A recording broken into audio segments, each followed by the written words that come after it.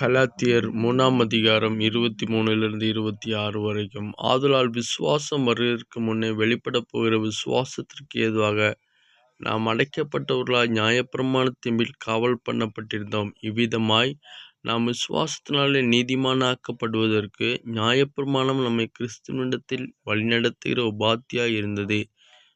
விசுவாசம் வந்த பின்பு நாம் உபாத்திக்கு கீழ்ப்பானவர்கள் அல்லவே. நீங்கள் எல்லாரும் கிறிஸ்து இயேசுவை பற்றும் விசுவாசத்தினாலே தேவனுடைய புத்திரராய் இருக்கிறீர்களே.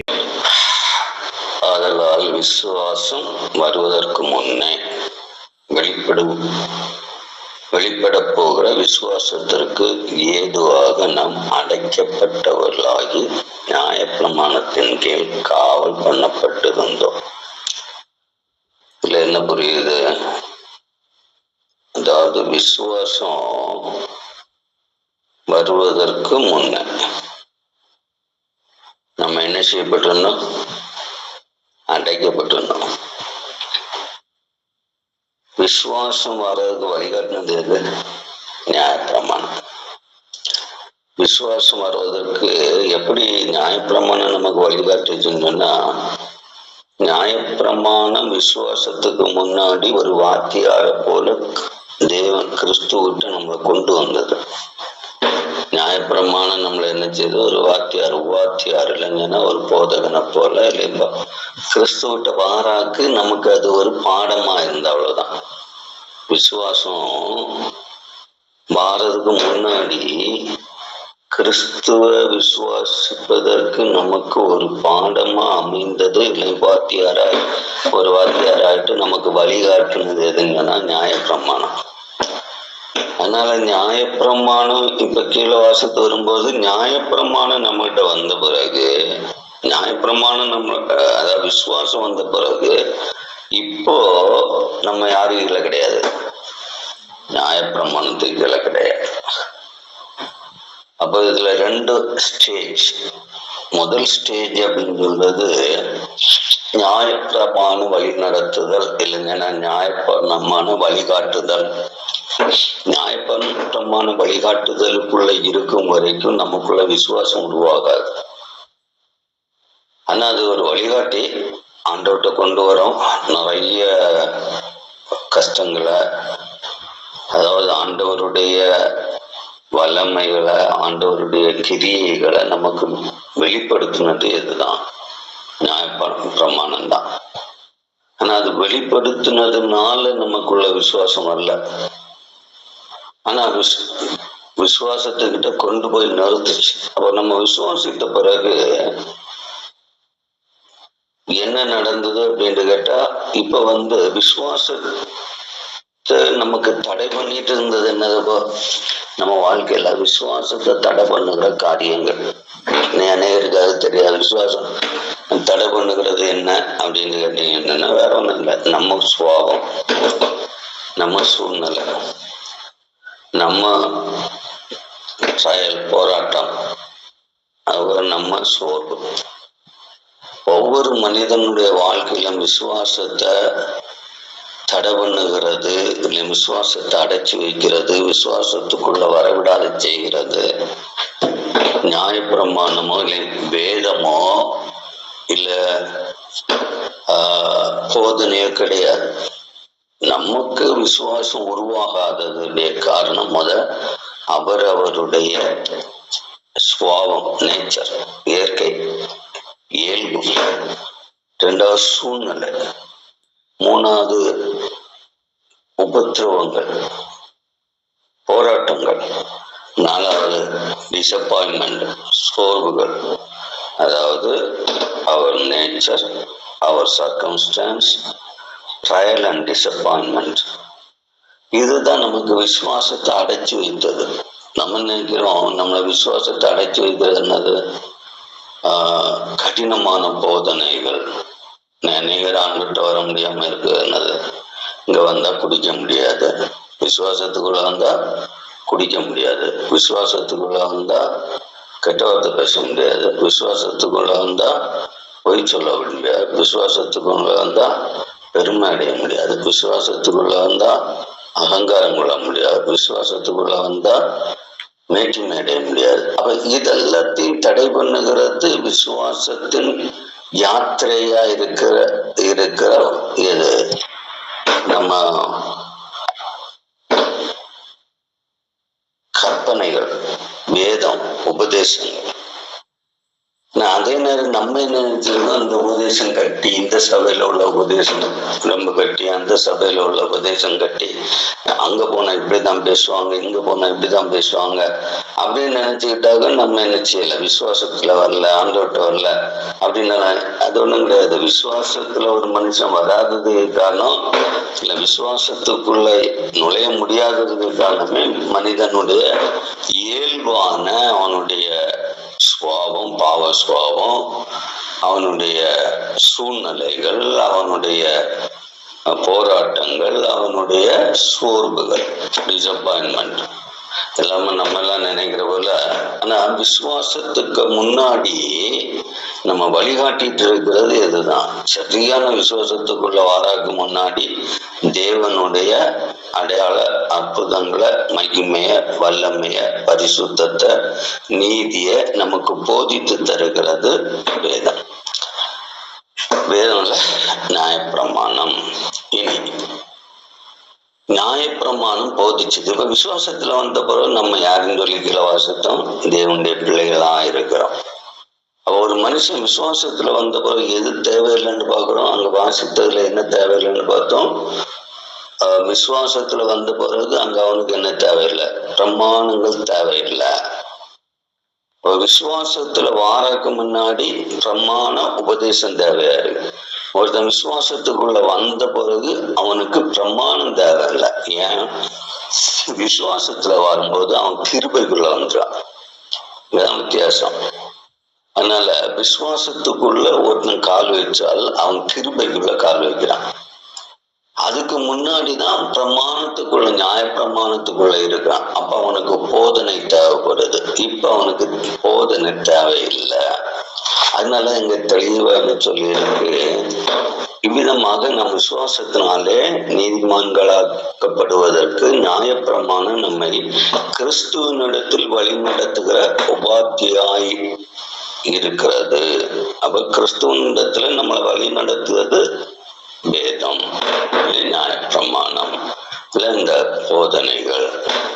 ஆனா கிறிஸ்துவுக்குள்ள வந்த பிறகு போதிக்க வேண்டிய அவசியம் நமக்கு தேவையில்லை. ஏன்? நம்ம கிருபைக்குள்ள வந்துடும்.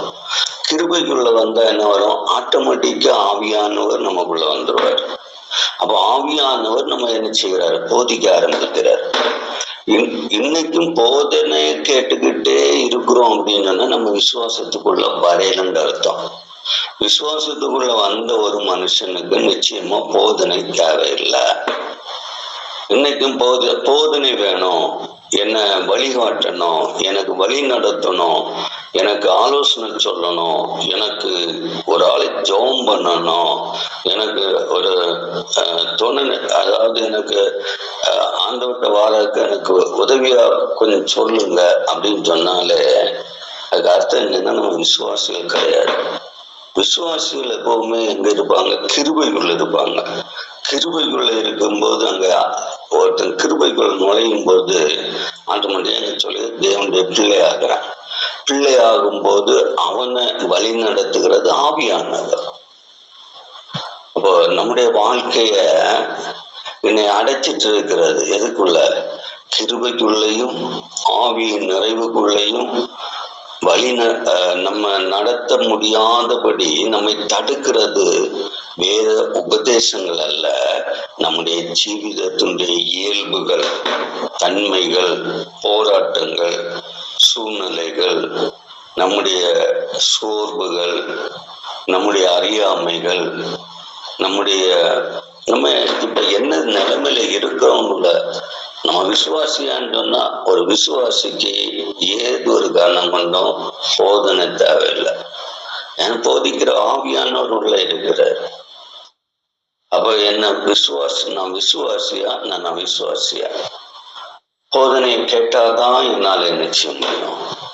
தேவனை அறிகிற அறிவுல வர முடியும் நினைக்கிறோம் அப்படின்னா சோர்ந்து போகிறான், டிசப்பாயின்மெண்ட் வருது, இல்ல எனக்கு உபத்திரவம் வருது, இல்லை எனக்கு குடும்ப சூழ்நிலை சரியில்லை, இல்லை என்னுடைய சூழ்நிலை, அதாவது பைபிள் தெளிவா சொல்லியிருக்கு. அப்போஸ்தலர் வாசிக்கும் போது ஒருவன் ரட்சிக்கப்பட்ட அந்த முழு குடும்பமும் ரட்சிக்கப்படும் சொல்லியிருக்கு. ஒருத்தன் விசுவாசத்துல இந்த முழு குடும்பமும் விசுவாசத்துல வரும். இன்னும் அந்த முழு குடும்பமும் விசுவாசத்துல வரல. ஆனா நம்ம உபதேசம் நல்லா கேட்டுக்கிட்டே இருக்கிறோம்.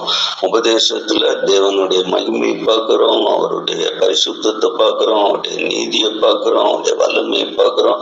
ஆனா நம்ம என்ன செய்யல, நீதிமான் ஆக்கப்படுகிற கிருபைக்குள்ள பிரவேசிக்க முடியல. அப்படின்னா பார்க்க அடையாளம் என்ன தெரியுமா? அப்படி நம்ம பரிசுத்த ஆவியினாலே போதிக்கப்பட்டிருக்கிற அவருடைய பிள்ளைகளா இருக்கும் போது ஒரு ஆளு ரசிக்கப்பட்ட முழு குடும்பமும் ரசிக்கப்பட்டோம். ஆனா நம்ம இன்னைக்கு நம்ம என்ன சொல்லிட்டு நம்ம ரசிக்கப்பட்டுட்டோம். ஆனா கெட்டனவன் ரசிக்கப்பட மாட்டாங்க, இல்ல பிள்ளைகள் ரசிக்கப்பட மாட்டேங்குது. அப்போ அந்த குடும்பத்துல யதார்த்தம் என்ன தெரியுமா? விசுவாச கதவு அடைச்சுதான் வச்சுட்டு நம்ம இப்ப என்ன செய்யறோம், உபதேசங்களை போதனைகளுக்குள்ள நம்மள மறைச்சு வச்சு நிக்கிறோம். இப்ப நான் எந்த பாதையில நிக்கிறேன் அப்படிங்கிற ஒரு அறிவை இன்னைக்கு காலையில, அதாவது நான் உண்மையான விசுவாசியா இருந்தா, இன்னைக்கு இல்லை என்னைக்கும் பேசிட்டு இருக்கதான், விசுவாசியுடைய கிரி என்னது? விசுவாசின் அடையாளங்கள் ஆட்டோமேட்டிக்கா நடக்கும். சாத்தானை விரட்ட முடியும். ஆனா பாசம் இங்க போய் சாத்தானை விரட்டுவாரு, மற்றவங்க விரட்டிட மாட்டாங்க. அடுத்தது பிசாசை விரட்டு பாஸ்டர்ட்ட போனாங்க. அடுத்தது என்ன செய்யணும்? அற்புத அடையாளம் எல்லாம் பாஸ்டருக்கு உள்ளது. இவங்கெல்லாம் அப்ப நம்ம என்ன செய்யறோம்? விசுவாசத்தின் கதவை அடைச்சு வச்சுக்கிட்டு போதனைகளை கேட்கிற ஒரு ஸ்டூடெண்ட்ஸா உட்கார்ந்து இருக்கிறோம்.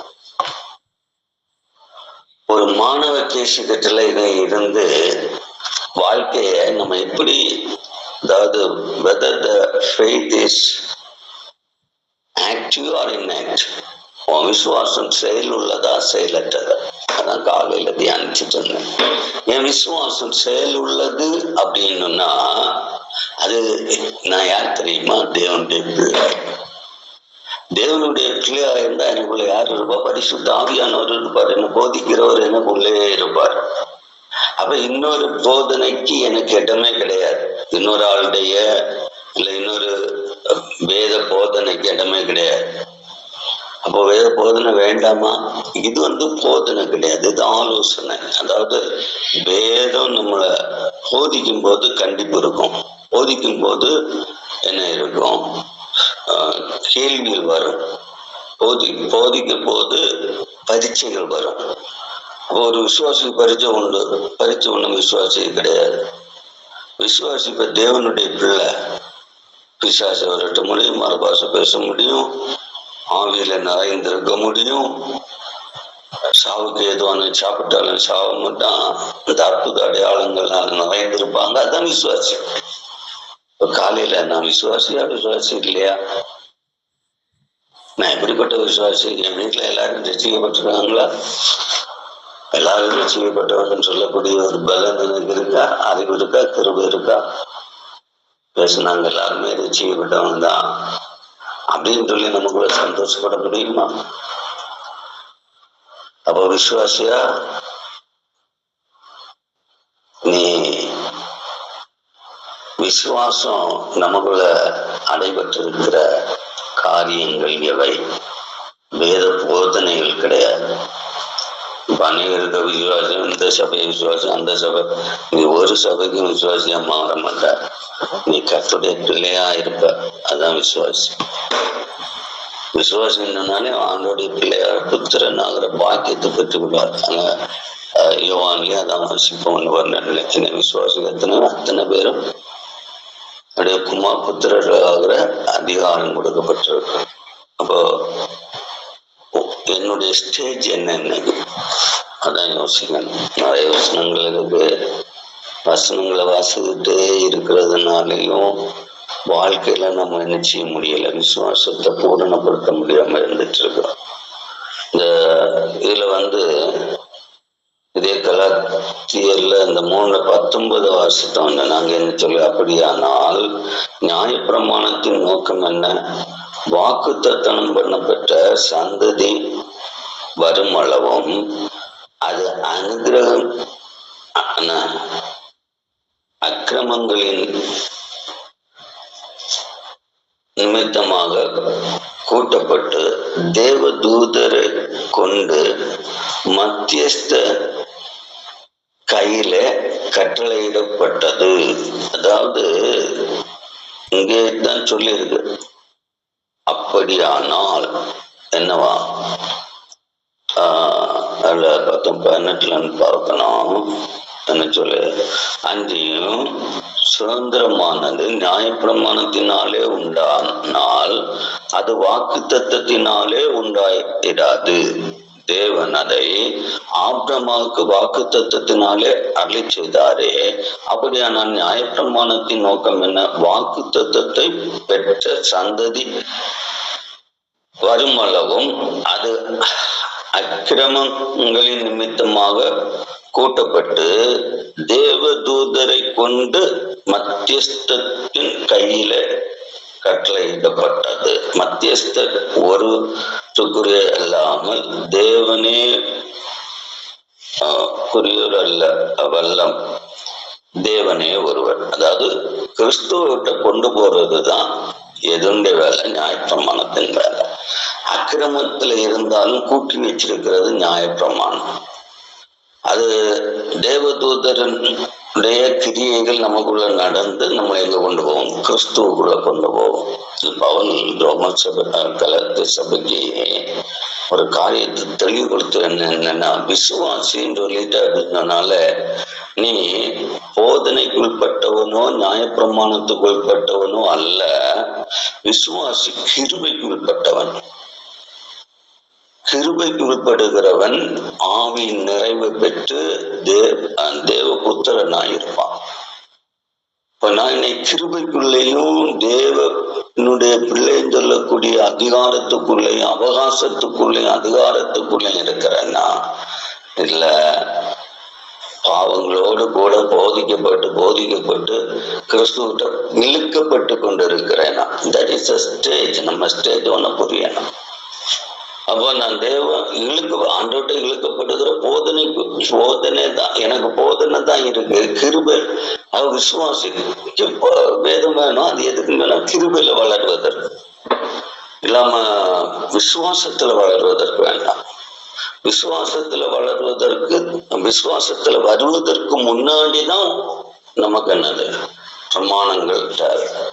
விசுவாசத்துல வந்த பிறகு பிரமாணங்களுக்கு நம்ம கீழ்படியல, நம்ம கிறிஸ்துவுக்குள்ள கிருபைக்குள்ள வளர்ந்து கொண்டு இருக்கோம்.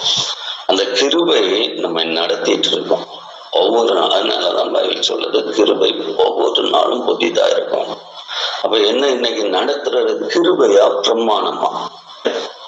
இன்னைக்கு நான் எந்த பொசிஷன்ல இருக்கிறேன்? கிருபைக்குள்ள இருக்கிறேன்னா பிரமாணத்துக்குள்ள, கிருபைக்குள்ள இருந்தா நான் விசுவாசி, பிரமாணத்துக்குள்ள இருந்தா கீழ்ப்படியாமை உள்ள வாக்கு தத்தத்தின் சந்ததி. அவ்வளவுதான்.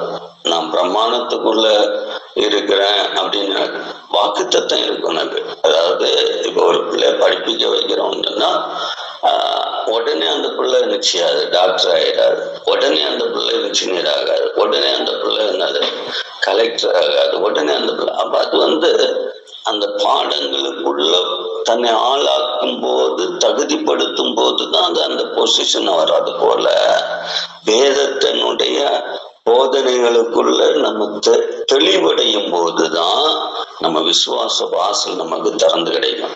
அது வரைக்கும் விசுவாச வாசல் அடைச்சுதான் வச்சிருக்கு. நம்ம நினைக்கிறோம் விசுவாசத்துக்குள்ளதான் இருக்க, the doors are closed. நமக்கு விசுவாசத்துக்குள்ள இருக்க விசுவாச கதவுகள் நமக்கு முன்னாடி பாட்டஞ்சுதான் இருக்கு. அதனால நான் விசுவாசத்துல இருக்கிறேன்னா, நான் வாத்தியார் கீழே விசுவாசத்தை தேடிட்டு இருக்கிறேன். காலையில விசுவாசத்தை தேடுகிற ஆளு, விசுவாசத்துக்கிட்ட வார விரும்புகிற ஆளா இருக்கிறேன். அவ தேடுகிறவனும் விரும்புகிறவனுக்கும் இன்னும் ரட்சிப்பு சொந்தம் இல்லை. இன்னும் பரிசுத்தத்துக்கு இடம் இல்ல, இன்னும் ஜீவிதத்துல மாற்றம் இருக்காது. நீ தேடிட்டு இருக்கலாம். ஏன்னா நீ வாக்கு தத்துவத்துக்குள் பட்டவன். ஏன் நீ எழும்பின? தேவனுடைய வாக்கு தத்தங்கள் உன்னை குறித்து நீ ஆபிரகாமுடைய வாக்கு தத்துவம் அவருடைய சந்ததிக்கு இருக்கிறது போல உன்னை குறித்து தேவன் வாக்கு தத்துவம் பண்ணியதை தெரிந்தெடுத்தல் இருக்கிறதுனால நீ தெரிந்தெடுக்கப்பட்டதுனால விசுவாசி ஆகணும் இல்ல, நீ கூட்டத்துக்கு வாரதுனால நீ விசுவாசி ஆகணும் இல்ல, நீ ஆராதிக்கிறதுனால விசுவாசி ஆகணும் இல்ல. அதாவது நீ ஆராதிக்கலாம், கூட்டத்துக்கு வரலாம், வேதம் கேட்கலாம், காணிக்கை கொடுக்கலாம். doesn't mean that you are நீ யாரு இந்த child of God இல்ல நீதிமான், தேவனுடைய பிள்ளை, நீதிமான் அப்படின்னு சொல்ல முடியாது. அவனு என்னுடைய பொசிஷனை இன்னைக்கு காலையில ஒன்னு கரெக்ட் பண்ணணும். இப்ப பிசாசு வரட்டுக்கு யாரு வேற ஒரு ஆளு, நோயை குணமாக்க வேற ஒரு ஆளு, போதிக்க வேற ஒரு ஆளு. போதனை நமக்கு தேவையில்லை, அதாவது ஆலோசனை தேவை, போதனை தேவையில்லை. போதனையில கண்டிப்பு இருக்கும், போதனையில சிக்ஷை இருக்கும், போதனையில என்னது சோர்வுகள் உருவாகும், போதனையில வழிகாட்டுதல் உண்டாகும், போதனையில அதாவது எல்லாம் போதனைக்குள்ள வரும். போதனையினால் குற்றப்படுத்தப்படுகிறாங்க. ஆமா, அதெல்லாம் நடக்கும். அப்போ அது நான் விசுவாசியாக இல்லை, நீ வாக்கு தத்துவத்தின் அவ்வளவுதான். நீ தேவனுடைய முன்குறிப்புக்குள்ள உள்ள நபர். ஆனா அந்த முன்குறிப்புக்குள்ள இருந்ததுனால் தேவனை நீ முன்குறித்தாய், என் கருவிலேயே என்னை கண்டார், நல்லதுதான். ஆனா நீ இன்னும் விசுவாசத்துக்குள்ள வரலையே. கருவில கண்டதுனாலதான் அக்கிரமம் உன்னை மூடி வச்சிருக்க, பொய் உன்னை மூடி வச்சிருக்க, பெருமை உன்னை மூடி வச்சிருக்க, அகங்காரம் உன்னை மூடி வச்சிருக்க, குற்றச்சி பழிச்சாட்டுதல் உன்னை மூடி வச்சிருக்க, கதவெல்லாம் அடைஞ்சிருக்க. வாழ்க்கையில விசுவாச கதவை அடைச்சு வச்சுக்கிட்டு வேற என்னெல்லாமோ பேசிக்கிட்டு நான் படி என்னது அந்த ஆள் இந்த ஆள் நீ எந்த ஆளுன்றத முதலா புரிஞ்சிக்க. அதாவது என் வாழ்க்கையில விசுவாசம் இன்னும் வரவே இல்லையே. விசுவாசம் வந்துட்டு அவங்க விசுவாசின் அடையாளம் எதுவும் அதை செய். நீ விசுவாசி அடையாளம் இன்னும் வரையல, என்னால தீர்க்கதரிசியா இல்லையே. விசுவாசத்தின் அடையாளம் இல்லாம எப்படி நீ தீர்க்கதரிசியா முடியும்? விசுவாசத்தின் அடையாளம் இல்லாம எப்படி நீ அற்புத அடையாளத்தை செய்ய முடியும்? அதை செய்யாம தேவனுடைய பிள்ளைகளுக்கு தான் தேவனுடைய ராஜ்யமே தவிர. இப்ப எலெக்ஷன், இப்ப ஒரு என்ன சொல்றது, ஒரு வேலைக்கு 10 பேருக்கு இன்டர்வியூக்கு கார்டு அனுப்புவான். எல்லாரும் உள்ள எடுக்க மாட்டான். எல்லாரும் தகுதி உள்ளதுனால கார்டு வந்தது. கார்டு வந்ததுனால எல்லாவனும் வேலை எனக்கு தான் சொல்லிட்டு போக முடியாது. இன்டர்வியூல ஜெயிக்கணும்ல, இன்டர்வியூல யோகியனாய் தெரியணும்ல. அதனால கார்டு வந்துருச்சு. கார்டு வரையாது அந்த வேலைக்கு தகுதி உள்ள எல்லாருக்கும் நிச்சயம் அப்ளிகேஷன் போட்டிருந்தா கார்டு கிடைக்கும். அவன் அந்த கார்டு கிடைச்சதுனால இன்டர்வியூ கார்டு தான் கிடைச்சி. நீ வேலைக்கு யோகியனான்றத குறவுதான். அதே போலதான் தெய்வ ராஜ்யத்துக்கு நீ யோகியனான் உள்ளது எப்போதான் விசுவாசத்துக்குள்ள வந்து நீதியின் புத்திரனாய் தேவ பிள்ளையாய் நீ பரிசுத்த ஆவி உனக்குள்ள வாசம் பண்ணி வழி நடத்தும் போதுதான் நீ தேவராஜ்யத்தை பெற்றுக்கொள்ள முடியும். விசுவாசிக்கு தான் தெய்வராஜ்யம். பைபிளை படிக்கிறவனுக்கு தெய்வராஜ்யம் இல்லை, போதிக்கிறவனுக்கு தெய்வராஜ்யம் இல்லை, பிரசங்கிக்கிறவனுக்கு தெய்வராஜ்யம் இல்லை. நான் போதிப்பேன், நம்புறிய இங்க எல்லாம் நீ செய்யலாம். ஆனா ஆவியானவர் ஒண்ணு வழி கிருபைக்குள்ள வந்திருக்கிறியா, போதனைக்குள்ள இருந்துட்டு தேசத்தின் ரொம்ப சுருக்கம். எங்களுக்கு நல்ல போதனை, அதனால இந்த சபைக்குள்ள இருக்கிற நீ இருந்துக்க. நல்ல எங்களுக்கு காரியங்களை சொல்லுவார், அதனால இருக்கிறேன் இருந்துக்க. ஏன்னா நீதிமானாக்கப்பட முடியாது, விசுவாசத்தால் தான் நீதிமான். செயல்னால யாருமே நீதிமான ஆவதில்லை. ஆபிரகாம் விசுவாசத்தினால நீதிமானா. நாங்க பிரச்சனை கேட்கிறோம் அதனால நீதிமான், நாங்க பிரச்சனை விற்கிறோம் அதனால நீதிமான் சொல்லவே இல்லையே. அதனால இன்னைக்கு என்னுடைய விசுவாசம் எப்படிப்பட்டது அப்படின்னு நீங்களே சோதித்து அவருடைய விசுவாசத்துக்கு தகுதியாக தேவன் நம்மை நடத்த நம்முடைய ஜீவிதத்தை ஆண்டவர்கிட்ட இன்னைக்கு காலையில ஒப்பு கொடுங்க. ஏதோ பிரசங்கம் கேட்டுட்டு இருக்கிறோம், வேதத்தை கேட்டுட்டு இருக்கிறோம், ஜெபித்துட்டு இருக்கிறோம், அதனால நாங்க ஊழியர்கள் ஆயிட்டோம். இல்ல, விசுவாசத்தின் அடையாளங்கள் எனக்கு தென்படாதது வரைக்கும் ஒரு காரியம் தெளிவா புரிந்துகிட வேண்டிய என்னது, எனக்குள்ள என்ன இல்லை, தேவ ராஜ்யத்தினுடைய அவகாசம் இல்லை. தேவராஜ்ய அவகாசம் இல்லாத மனுஷன் கிருபையின் அனுதினமும் புதிதாக்க முடியாது. காலை தோறும் நம்ம இருக்கிறது எதுக்கு தெரியுமா? கிருபையை புதிதாக்க. ஒவ்வொரு நாளும் அந்த கிருபை புதிதா இருக்கு. நான் கிருபைக்குள்ள பிரவேசிக்கணும், வளரணும், நான் கிருபையில நிறையணும், கிருபையில நான் என்ன செய்யணும், செயல்படணும். வளர்ந்து செயல்பட்டு நான் ஆவியினாலே நடத்தப்பட்டு நீதிமான் ஆக்கப்பட்டு நித்தியத்தை சொந்தமாக்கணும். அதுதான் விசுவாசம். அந்த நித்திய சொந்தம் இன்னும் எனக்கு எப்ப அது திடப்படுத்தும்னா, என் முழு குடும்பம் ரட்சிக்கப்படும் போது. அது எப்ப எனக்கு திடப்படுத்தும் சொன்னா, என்னுடைய பிள்ளை தேவனுக்கு மகிமை வாழும் போது. பிள்ளை படிச்சதானே செய்த பிரச்சனை இல்லை, பிள்ளை ஸ்கூலுக்கு தானே போது பிரச்சனை இல்லை. அப்ப உன் வீட்டுல விசுவாசம் இல்லைன்ற அர்த்தம். ஸ்கூலுக்கு போற பிள்ளைக்கு விசுவாசம் வேண்டாம்னு நினைக்கிற பெற்றோர் நிறைய பேர் இருக்காங்க. ஏதோ இன்னைக்கு கிறிஸ்துவமே சீரழிய காரணம் என்னன்னா, விசுவாச கதவை அடைச்சி வச்சுக்கிட்டு இந்த போதனைகளை கேட்டுக்கிட்டு இருந்த உடனே நினைப்பு என்னன்னா, நாங்க ரொம்ப நீதிகளாயிருக்கிறோம். எனக்கு 4 வார்த்தை தெரியும், என்னது நல்ல வாய்ஜாலத்துல ஜோமன தெரியும், அதனால நான் விசுவாசி ஆயிட்டேன்னா நிச்சயமா கிடையாது. விசுவாசத்தின் அடையாளம் கிருபைக்குள்ள பிரவேசிக்கிறது. கிருபைக்குள்ள பிரவேசித்த பரிசுத்த ஆவியா நிச்சயமா உன்னை போதித்து நடத்துவார். அற்புத அடையாளங்களும் வாழ்க்கையில நடக்கும். சாத்தான் ஓடுவான். சோர்வு இருக்காது, போராட்டம் இருக்காது, வேதனை இருக்காது.